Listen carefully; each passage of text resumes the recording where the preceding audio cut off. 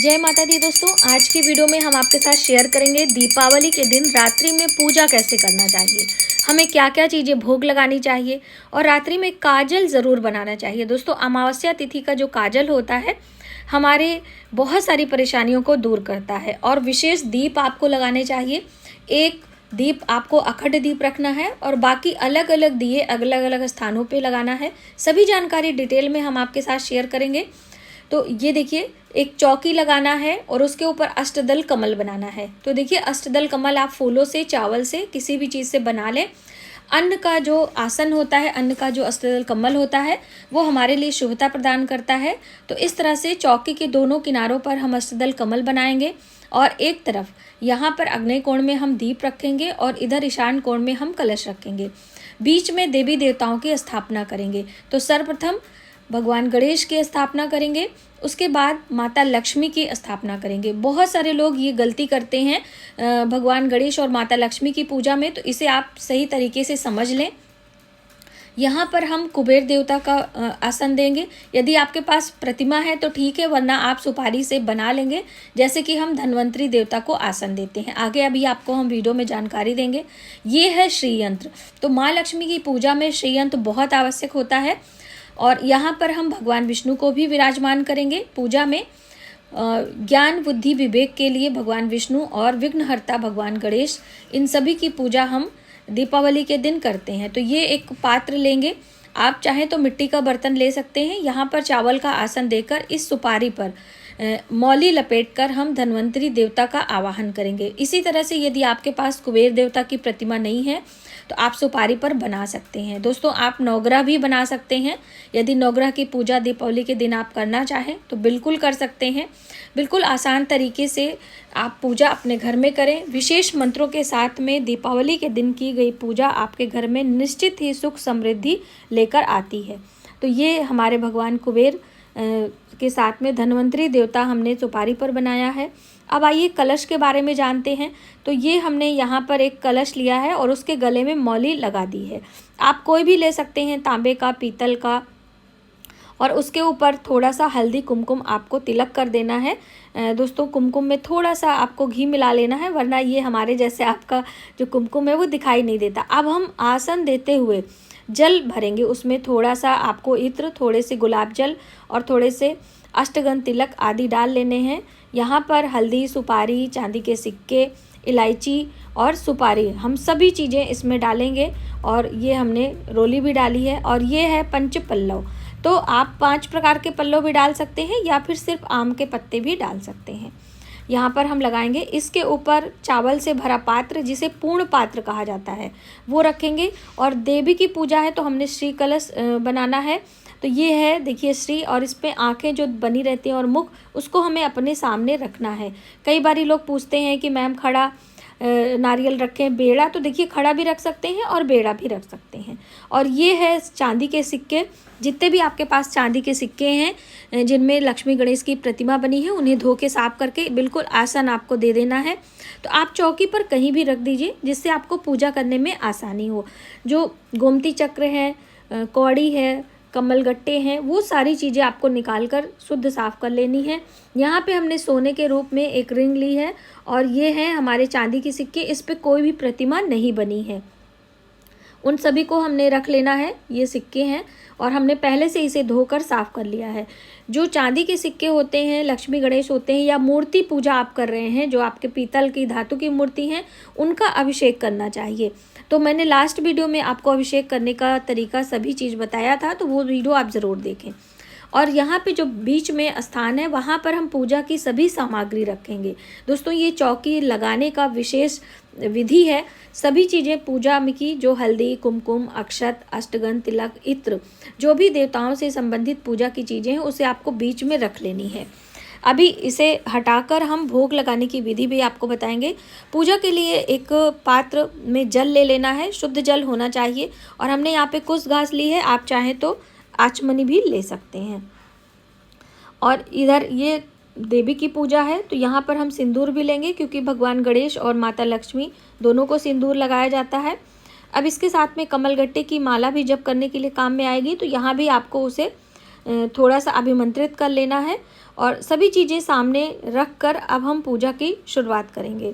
दोस्तों, सबसे पहले सभी चीज़ों को आपको शुद्ध कर लेना है, पवित्रीकरण मंत्र बोल लेना है और स्वयं को शुद्ध करते हुए, आचमन करते हुए पूजा की शुरुआत करेंगे। दोस्तों, हम ये दिखाना चाहेंगे, हमारे पास दक्षिणावर्ती शंख है।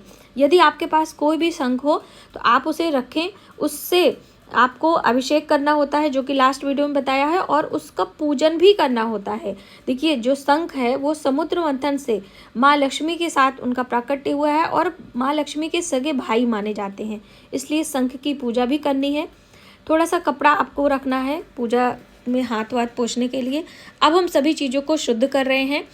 वक्रतुंड महाकाय सूर्यकोटि समप्रभ निर्विघ्नं कुरु देव सर्वकार्येषु सर्वदा।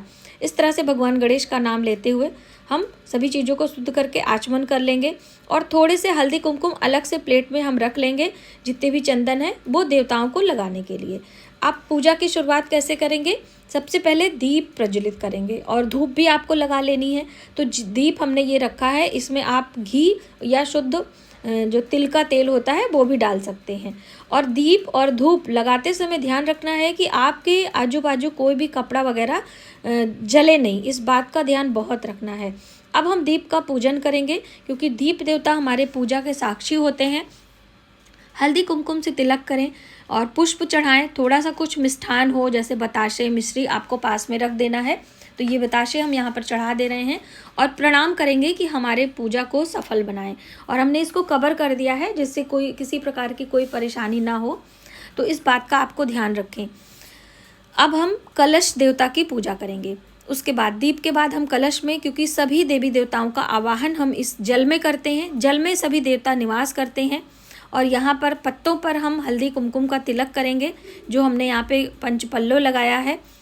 कलश पर हमने तिलक पहले ही लगा दिया था और ये हमने लगाना है। तो आपके पास जो भी तिलक है, हल्दी है, कुमकुम है, अष्टगंध है, सभी चीज़ें आपको पत्तों पर बारी बारी से लगा देनी है।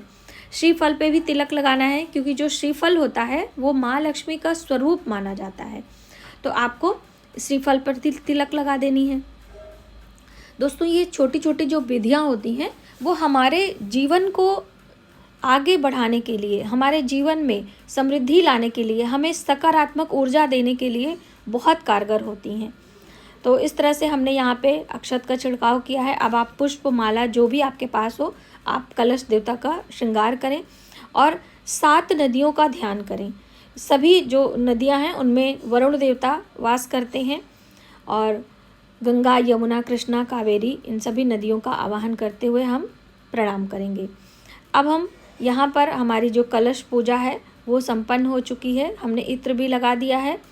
देखिए, आप थोड़ा सा ऊपर नीचे भी कर सकते हैं, यानी आगे पीछे भी, कोई उसमें वो नहीं, आपका भाव होना चाहिए किसी भी पूजा में। इस तरह से एक बीच में आपको पात्र रखना है, क्योंकि जब हम जल का छिड़काव करते हैं, जल घुमाते हैं, तो हमारी चौकी खराब ना हो, इस बात का भी हमें ध्यान रखना है। अब हम देवी देवताओं की पूजा की शुरुआत करेंगे। तो आप सभी देवताओं को पहले स्नान कराने का भाव करें। स्नानम कुरु स्नानम कुरु। उसके बाद वस्त्र हम पहनाएंगे, मौली का वस्त्र। वैसे वस्त्र सभी देवताओं ने पहन रखा है, आप चाहें तो अलग से चुन्नी वगैरह भी ले सकते हो, ठीक है। अब हमने यहाँ पे वस्त्र पहनाया है। अब जनेऊ पे थोड़ा सा आपको हल्दी लगा लेना है। तो यहाँ पर हम भगवान गणेश के लिए और भगवान विष्णु को जनेऊ अर्पित करेंगे। उसके बाद पुष्प से हल्दी कुमकुम का तिलक करते हुए देवी देवताओं का श्रृंगार करेंगे। ये श्रृंगार का जो भाव है हमारे जीवन में बहुत ही खुशियाँ लेकर आता है। जब हम देवी देवताओं का पुष्प से श्रृंगार करते हैं, चंदन, हल्दी, कुमकुम लगाते हैं, तो यहाँ पर हमने भगवान विष्णु को माला अर्पित की है और बाकी देवी देवताओं को हमने यहाँ पे पुष्पों से श्रृंगार किया है। आपको इत्र भी लगा लेनी है। तो आप एक रुई में थोड़ा सा इत्र लेकर सभी देवताओं को थोड़ा थोड़ा इस तरह से करके आपको रख लेना है। कुबेर देवता हैं, उनकी भी पूजा साथों साथ आपको करते जाना है, सभी देवताओं की। और सारा परिवार, देखिए, घर का जो मुखिया होता है वो पूजा करता है, बाकी लोग सब देखते हैं। उसके बाद फिर आप धूप दीप दिखाकर आरती में शामिल होते हैं। देवताओं को भोग प्रसाद एक साथ लगाया जाता है और इस तरह से अक्षत, पुष्प और सभी दूर्बा घास, बिलपत्र, जो भी आपके पास है। अभी मेरे पास बिलपत्र नहीं है दोस्तों। और ये है कुछ श्रृंगार की चीज़ें। तो श्रृंगार में जैसे मैंने आपको बताया कि देवी देवताओं को आप वस्त्र दे सकते हैं भाव से। आप जो भी हल्दी, चूड़ी, बिंदी ये माँ लक्ष्मी के लिए है। देखिए हल्दी हमारे जीवन में शुभता लाती है, तो आप भगवान गणेश के चरणों में हल्दी चढ़ा सकते हैं, माता लक्ष्मी के पास में। और ये है हमारा वस्त्र, और दोस्तों हम इसे बाद में चढ़ाएंगे जब घर की पूजा करते हैं। अभी हम आपके लिए डेमो देने के लिए वीडियो बना रहे हैं। तो ये है श्रृंगार की चीज़ें हमें माता के सामने रखनी है। और ये हल्दी जो लौंग, इलायची आदि आप चढ़ाते हैं, इसे बाद में क्या इस्तेमाल करना है हम आपको ज़रूर बताएंगे। बहुत ही शुभ होता है दोस्तों, हमारे घर में संपन्नता आती है। तो ये रहा इत्र। सभी चीज़ें आपको बारी बारी से चढ़ानी है और देवी देवताओं को समर्पण की भावना से समर्पयामि, पुष्पम समर्पयामि, चंदनम समर्पयामि, अक्षतम समर्पयामि, धूपम दीपम समर्पयामि, इस तरह से सभी चीज़ें समर्पण की भावना से। अब बीच में आपको स्थान खाली कर लेना है और वहाँ पर सामने हमें भोग प्रसाद रखना है। तो जो ऋतु फल है, भगवान गणेश के लिए लड्डू है, माता लक्ष्मी के लिए बताशे हैं और श्रीफल जो भी सामने है आपको इस तरह से रख देना है और निवेदन करना है कि हे ईश्वर, जो कुछ भी आपका दिया है आपको ये निवेदित है, आपको समर्पित है, आप इसे स्वीकार करें। और घंटी की ध्वनि करते हुए हम जल घुमाएंगे, आचमन करेंगे, इस तरह से भाव करेंगे। धन्वंतरी देवता को लौंग, इलायची और आंवले का भोग लगाना होता है, यानी औषधियों का भोग हम धन्वंतरी देवता को लगाते हैं। धन्वंतरी देवता देवताओं के भी वैद्य हैं, आयुर्वेद के जनक माने जाते हैं। और यहाँ पर विशेष भोग है ये चौघड़िया में, तो हमने यहाँ पे खील बताशे रखे हैं और पंचमेवा। तो देखिए ये वर्ष भर के लिए होता है, तो ऐसी चीज़ें आप रखें जो 1 वर्ष तक चल सके। तो यहाँ पे 5 प्रकार के मेवे हैं, हम इस चौघड़िया में डालेंगे। और इधर में खील बताशे, तो दोस्तों जो खील चीनी मिट्टी के खिलौने होते हैं, चीनी के खिलौने स्पेशली होते हैं, तो वो हम नहीं ला पाए हैं, तो हमने बताशे रखे हैं। एक में हमने चूड़ा रखा है और यहाँ पर एक में हम रख देंगे भगवान के प्रिय यहाँ पर लड्डू। तो किसी भी प्रकार का आप मिठाई ले सकते हो, ऐसा नहीं कि हमने लड्डू रखा तो आप लड्डू ही रखें। और उसके बाद में ये चीज़ें हमने माँ लक्ष्मी के लिए पूरे रात को लिए रखना है। बाकी भोग आपको पूजा के बाद हटा लेना है, लेकिन ये चौघड़िया का भोग आपको यहीं पर रखना है। और इसके साथ में एक जल से भरा पात्र, तो जल आप पूजा के लिए लिए हैं वो अलग से रहेगा और जो हम रात में जल रखेंगे भोग के साथ में वो अलग होगा। तो इस बात का आपको ध्यान देना है। अब हम फिर से जल घुमाएंगे और माता रानी से आग्रह करेंगे, घंटी की ध्वनि ज़रूर करनी है जब भी हम कोई भी भोग प्रसाद अर्पित करते हैं, वो इस तरह से। और यदि आपने घंटी नहीं ली है तो आप हाथों से ध्वनि भी कर सकते हैं। अब हम भाव से देवी देवताओं को प्रणाम करेंगे और यहाँ पर हमने तांबूल लिया है। तांबूल यानी कि एक पान के पत्ते पर लौंग, इलायची, सुपारी आदि आप ले सकते हो। सबके लिए अलग अलग ले लो या फिर एक चढ़ाकर बाकी सबको लौंग, इलायची आप चढ़ा सकते हो। ये सभी चीज़ें जो भी हमारे चढ़ाने की चीज़ें होती हैं, ये हमारे भाव पर निर्भर करता है कि हम कैसे क्या चीज़ें देवी देवताओं को अर्पित करें। और पूजा सफल तभी होती है जब हम दक्षिणा किसी को देते हैं, चाहे देवताओं की पूजा हो, चाहे ब्राह्मण की पूजा हो या फिर दान हो। तो यहाँ पर दक्षिणा अर्पित कर रहे हैं। बहुत सारे लोग पूछते हैं कि इस दक्षिणा को हमें क्या करना चाहिए। तो माँ लक्ष्मी की पूजा का जो दक्षिणा होता है उसे आपको अपने तिजोरी में रखना चाहिए। जल से भरा पात्र अब हम हटा देंगे जो पूजा के लिए। इसके बाद पाठ की बारी आती है दोस्तों। तो हमने यहाँ पे कनक धारा स्त्रोत का, ये देखिए कनक धारा में लक्ष्मी स्त्रोत है, इसका पाठ आपको करना होता है। और उसके बाद लक्ष्मी सूक्तम का पाठ करना है।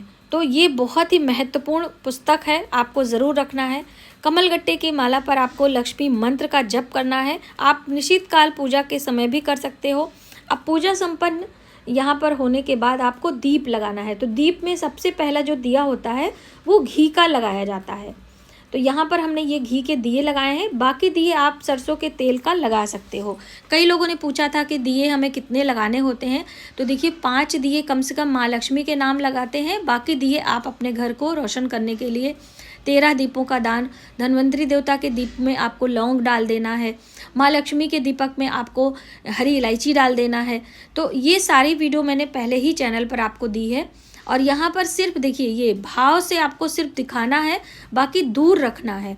बिल्कुल कपड़े से बचाकर आपको दिए वगैरह लगाने हैं। तो एक अलग से छोटी सी चौकी लगाकर उस पर सबके नाम से दीपक आपको रख लेना है। अब इसके बाद बारी आती है आरती की। तो हम लोग कपूर की आरती करते हैं, आप घी के दिए की भी आरती कर सकते हो, और माँ लक्ष्मी के नाम की आरती करनी होती है। तो यहाँ पर जो हमारे ग्वालन हैं उनकी भी हमने यहाँ पे दीप प्रज्वलित कर दिया है, उससे हम तुलसी माता की आरती करते हैं। तो ये हमने आरती माँ लक्ष्मी के नाम से है। दोस्तों, इस तरह से आपको दीपावली के दिन पूजा करनी चाहिए।